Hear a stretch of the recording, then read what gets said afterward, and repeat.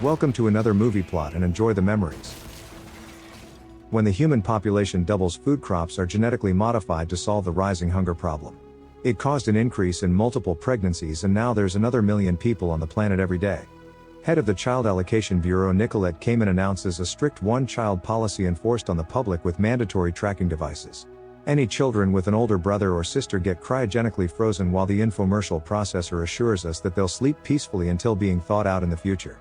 One day multiple children are born in secret to a single mother, but she dies during childbirth because the clinics are no longer equipped for more than one. Their grandfather Terrence decides to raise all of her children before the 7 identical septuplets get named after each day of the week. 30 years later, the youngest Sunday returns from her job at a bank when she witnesses agents processing a child while the public violently protests. She scanned through all government systems without raising any suspicions, like she has successfully done so for the last 3 decades. Her building's clerk Eddie comments at how great she looks, considering that just last night she was throwing up drunk everywhere. He's actually talking about the sister Saturday who overdone it on the martinis, while the genius sister Friday was working on a spreadsheet due tomorrow. We're shown a flashback of Terrence raising them to pose as a single individual named Karen to safeguard their secret. He created multiple bracelets to be shared between each of them and built a panic room to hide inside if anyone came to visit. The sisters only go outside the day of the week that they're named after and record their entire experience so that the others can be informed at nightly meetings. They still do it all these years later and have grown up having to eat things like rats due to posing behind rations for a single person. Sunday shows her siblings a video of today's CAB agents dragging away the child, which as Thursday begin arguing that maybe it's not too bad. Unlike the oldest Monday, who the character of Karen's almost identical to anyway, Thursday hates it and wouldn't mind going into cryosleep if it means having a life afterwards. The athletic Wednesday shouts about the importance of working together, while the final sister Tuesday just lounges around smoking. Thursday thinks back on the time that she broke her grandfather's rule by going outside to play on a day that isn't hers.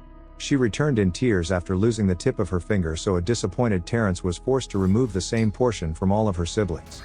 Whatever physically happens to one must happen to all of them to maintain the appearance of the sisters being a single person. The following day Monday's sick and says that it's because she's nervous about being the one to give Friday's presentation at work. Over the years the 7 have developed the Karen disguise in a way that they can share a wig and wear the same makeup to hide any unique features. When Monday leaves for work, Eddie says the same words to Karen like he's testing her, but she heard the same remark in Sunday's vlog last night and calls him out on it. At a CAB checkpoint, Monday's processed by Adrian, who flirts a little with the Karen character before letting her continue. Once inside the bank, Monday's co-worker Jerry attempts to intimidate her with the implication that he knows secrets about her. He's her competition for an upcoming promotion and leaves her wondering if he's blackmailing her with knowledge of her sisters. That night she doesn't return home, which concerns Thursday because Monday's the responsible sister and hasn't missed a meeting in 30 years. Saturday's just too drunk to care, while Tuesday's paranoid about never leaving the house if their character of Karen's been compromised. The last time 2 were outside at the same time, they all lost their finger, so the next day Tuesday eats her brownies to give her the courage to step out. She retraces Monday's steps, learning that she went to a bar and then from the bartender that she was arguing with Jerry the night of her disappearance. Before she can investigate further, the Child Allocation Bureau pull up to detain Tuesday and cut off her communications to the remaining 5. She's taken to the cab headquarters, where Adrian recognizes her being escorted to a cell where she meets Nicolette Cayman. Knowing everything about the sisters already, Cayman talks about how many children had to go hungry for Terrence's selfish need to have 7 daughters. Tuesday bribes her, but Cayman reveals that Monday tried to offer the same deal as well and orders Agent Joe to kill the rest of the sisters. He cuts Tuesday's eye out and sends Dutch with 2 other agents to the girl's apartment, where he shoots Eddie and uses the eyeball to bypass retinal scanners. The sisters notice them coming on the cameras and hide inside their panic room, but one of them has already revealed its hidden location.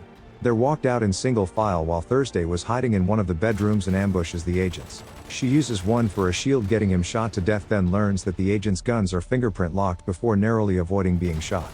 With the brief assistance of Friday, who's knocked unconscious, Thursday manages to use the remaining agent's own finger identification to shoot him in the head. During this time Wednesday fights Dutch, but he overpowers her, tossing her into the kitchen.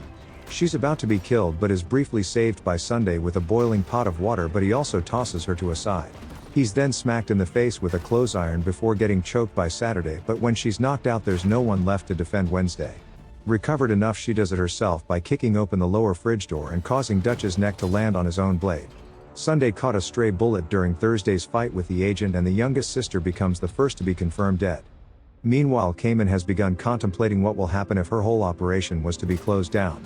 Joe tells her to alert local police about the weekday sisters, but she fears an uprising if the public learns that it's possible for siblings to survive until their 30s. She orders Joe to take out Jerry due to the fact that he might know their secret, while Friday discovers that the eyeball used to gain entry was Tuesday's. They all think that Jerry sold them out, so the next day Wednesday leaves without disguising herself as she has too many facial injuries to cover anyway. They aren't able to unlock the agent's gun, so she takes it just for intimidation anyway, but Jerry was already waiting on Karen's arrival. The sisters watch from Friday's control room as Wednesday pulls the gun, but Jerry doesn't know anything about them and still thinks that Karen's real. He reveals that Monday got the promotion at work by paying millions to fund Cayman's campaign and was blackmailing the Karen character to keep his mouth shut. Just then one of Joe's snipers kills him from the building across the street, while Wednesday evades the gunfire and downloads evidence from Jerry's tablet. Joe brings dozens of agents but only sends a few inside as Wednesday's trapped inside the bathroom unarmed. She strangles an entering agent and cracks his head open on the toilet bowl before slicing off his finger and attaching it to her missing tip. It gives her the ability to use his weapon, and she mows down all of the other agents in the apartment who are caught off guard. Before more enter, she takes Friday's directions to leap out of the window into a dumpster 3 stories below, but it was just emptied that morning, so it isn't the soft landing she hoped for.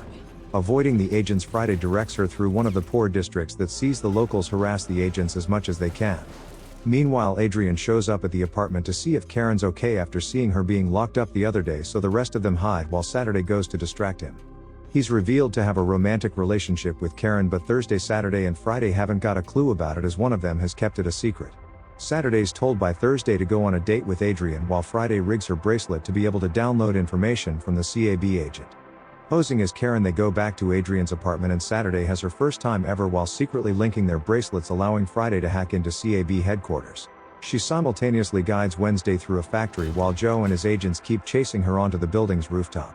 Having trained her whole life for a moment like this, Wednesday makes a desperate leap across rooftops but is shot by Joe in midair and swiftly executed while her sisters watch it happen. Devastated at losing another one of them, Friday accesses a video feed through the connection to Adrian's bracelet, and they find who they assume to be Monday in a holding cell. While Adrian leaves the next morning, he says that it's good to see Karen on a day other than Monday, revealing who his relationship was with. She informs Friday and Thursday about Monday's fetish of being choked in bed. When cab agents enter Adrian's apartment and the sisters watch another one of them shot in the head. Joe raids the sisters' apartment, forcing the pair to flee through a wall in the back of their safe room and down a secluded fire escape. Once Thursday gets away, Friday returns to the apartment to buy her more time by putting aerosol cans in the microwave and remotely backing up her computers to her last sister's bracelet. Reasoning that she hasn't got the nerves to survive outside of the apartment on her own like the others, Friday sacrifices herself, telling Thursday that she loves her before blowing up the apartment, narrowly missing Joe. Adrian hears about the incident and rushes to the apartment to see Friday's dead body and thinks that it's the Karen that he loves. He leaves distraught when suddenly Thursday takes him hostage and accuses him of selling out Saturday after sleeping together, but he's genuinely confused. Learning they're siblings and it was Monday that he was in the relationship with, Thursday convinces Adrian to help her break Monday out of cab headquarters. He sneaks her in with a body bag, pretending like he's brung the corpse of Friday from the apartment explosion. As she's prepared for disposal, the child from the beginning undergoes cryosleep and is promised that it'll be painless by the doctor. Instead of being frozen, the little girl gets incinerated, which Thursday manages to record on her bracelet for evidence. When it's her turn, the doctor notices no singe marks on the corpse when the still living Thursday kicks her into the incinerator and defeats her butch nurse. Adrian knocks out the 2 guards outside and they track down the sister to her prison cell, but discover that it's not Adrian's girlfriend Monday and is instead Tuesday, still alive, only missing her eye. It's now revealed that the eldest sister bribed Cayman with millions of dollars in exchange for getting rid of her sisters and taking on the identity of Karen for herself. Cayman kept one of them alive just for leverage so that Monday wouldn't renege on their deal, so Thursday puts on the Karen wig and makeup and the 3 escape the cell. Tuesday's protected by Adrian from Joe and his sidekick Zakwia while she connects to the computer system intending to upload the evidence. Thursday sneaks into Cayman's fundraiser but has never felt comfortable in the character of Karen and goes to the bathroom to throw up. Monday confronts her with a gun drawn, as she has always resented her sisters, especially Thursday, for losing them all a finger. She says that she's the best Karen and being the oldest deserves to have a life of her own with Adrian, while the rest of her sisters were all just mistakes. Getting close enough to be tackled, the 2 fight as the scene cuts back and forth, making it impossible to know who's who. At the end of it, the younger sister accidentally shoots Monday and leaves her for dead before rejoining the fundraiser as Karen. Adrian defeats his fellow cab agents and shoots Zakwia, allowing Tuesday to broadcast the video footage of the girl's incineration, turning the crowd against Cayman. She insists that she only did what was necessary and that the children didn't suffer before getting close enough to realize that Karen's actually Thursday. She's held back from choking her while Monday returns to the fundraiser about to shoot her sister but is shot by Joe thinking that she was aiming at Cayman. He's shot and killed in return from Adrian while the horrified crowd flees and Monday has a flashback to the day that Terrence chopped off her finger. Later that night she discovered him crying alone in his room and learned about the hard sacrifices one must make to protect their children. Having done everything for her own, Monday reveals to her sister that she's actually pregnant with twins to Adrian and begs her to not let them get taken away. She dies and the Child Allocation Act gets repealed, allowing hundreds of pregnant women to come out of hiding while Cayman faces the death penalty. In the coming days, Tuesday receives a new eyeball and changes her name to Terry while her sister keeps the name Karen on a permanent basis. Alongside Adrian, they watch him and Monday's children develop in an artificial womb who will be allowed to grow together. And the movie ends.